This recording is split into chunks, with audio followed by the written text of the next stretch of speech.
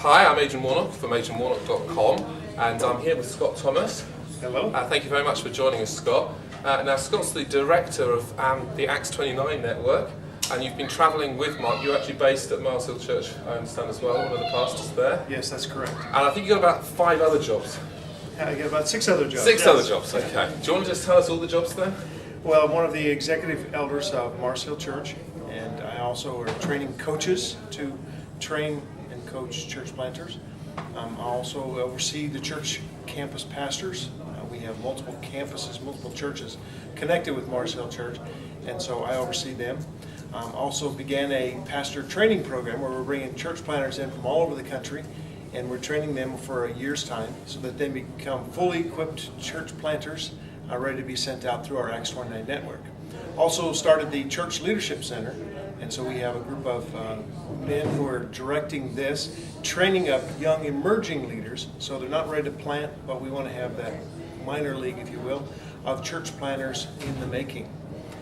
And also I'm doing consulting work with other churches and helping them in any way that we can. That's great. You Scott, been travelling with Mark the whole week. We're here at Jubilee Church in London, where he's just preached, but you've been at a conference yesterday, Friday night, and also obviously the New Frontiers event all week. And I just wonder what your impressions are of all of those things, really, and of our country as a whole. I was really impressed with both the New Frontiers network. My heart really was burdened for what they were doing, impressed with what they were doing. There was a real strong connection with the men and women of New Frontiers, and the entire movement. Terry Virgo and all of those men have set in motion an amazing movement of God. And so really connected well with that, as well as with your pastor, Tape, and we really have a good friendship rolling in that direction. We're also very impressed. I understood that England was not as open to the gospel, perhaps not as open to the teaching and understanding of what the local church was, but I was quite impressed with the fact that they were really open and eager to learn, eager to find out what God would have for them. And so it's been an exciting time to come and be a part of this country. That's fantastic. So what was specifically about the conference New Frontiers, was that perhaps a little bit different to some of the other things you've been at conferences? What would you say characterized that movement?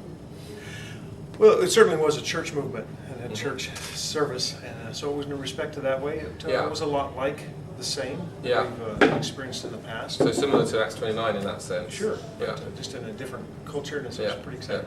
Yeah. I know Mark spoke a bit about the whole kind of charismatic issue and the reform charismatic issue. Do you think that's a little bit different over here? I mean, could you imagine sort of 200 churches gathering in that sort of way? Well, more than 200 churches really. It's 200 in the UK and another 400 around the world that were sort of really devoted to both the reform side and the charismatic side. Well, when we say that, we're charismatic and Calvinist. Trying to keep so you say that as well. So we say that as well, and people laugh thinking you're joking. Yeah. So they don't believe that, in fact, that you can be both.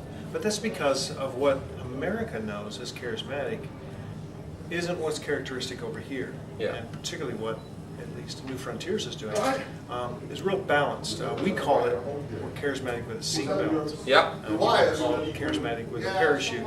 But nonetheless, it's a charismatic that's in the sense that how Jesus was in the Spirit, as opposed to getting for yourself and gaining. So there's a misunderstanding in the States what charismatic means. Okay, so that's interesting. Then, in a way, what we're saying, I guess, is that there's quite a lot of similarities between the two movements. And so, if someone's heard of Acts 29 but haven't heard of New Frontiers or the other way around, there's a certain amount of understanding that you can say, they're a bit like that.